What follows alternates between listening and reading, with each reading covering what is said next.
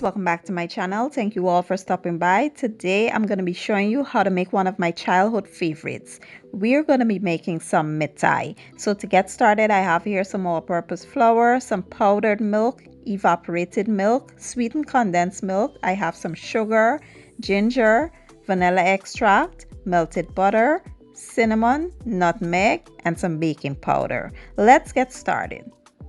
So to begin, you want to add all of your dry ingredients to the flour, which are the powdered milk, baking powder, cinnamon, and nutmeg. You want to mix real well and just set that aside. Next, you want to combine all of your wet ingredients, which are the butter, the milks, the vanilla, and you want to add your ginger in here. Mix well and set that aside.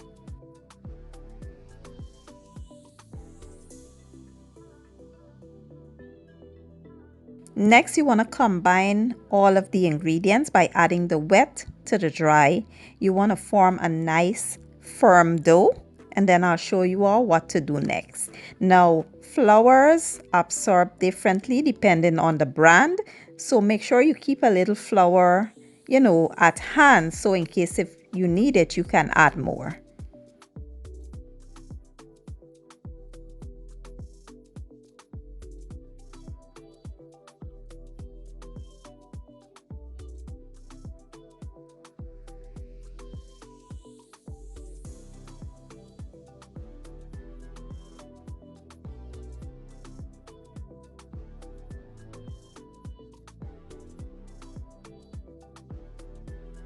Now, once your dough comes together, this is how it should be looking. It is soft, but still firm, and that's exactly what we were looking for.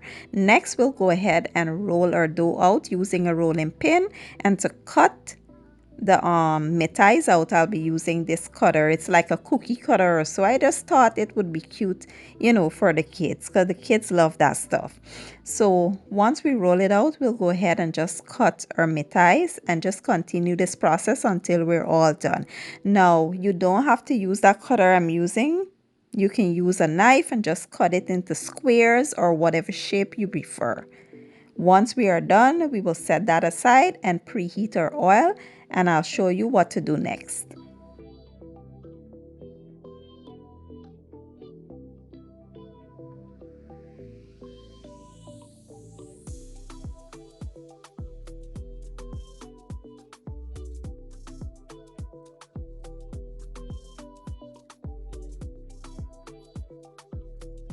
So this is a small batch I made, but if you want to make like a bigger batch, all you have to do is double the ingredients.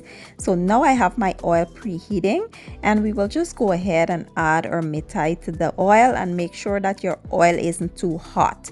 If it's too hot, the mitais will burn super fast and they won't cook through. And we don't want that. So make sure you keep your oil on probably around 315 degrees Fahrenheit. That would be the perfect temperature for these. Once they're brown, you want to just remove them and just carry on with the same process until you're all done.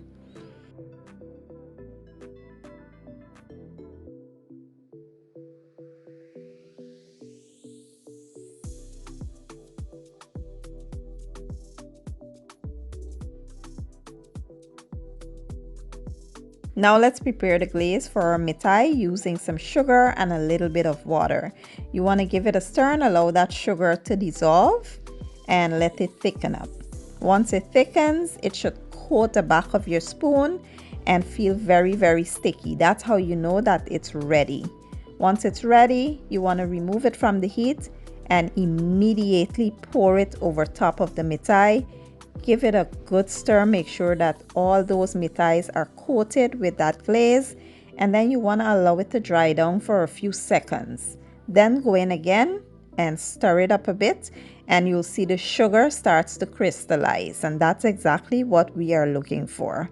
Once it crystallizes, it should look like this, and that's it, guys. You can just enjoy. It's so simple and easy, and I hope you all give this recipe a try. If you enjoyed the video, don't forget to give it a thumbs up, share it, and leave a comment down below. I will leave all my ingredients down in the description box, and I'll see you all next time. Thank you for watching and enjoy.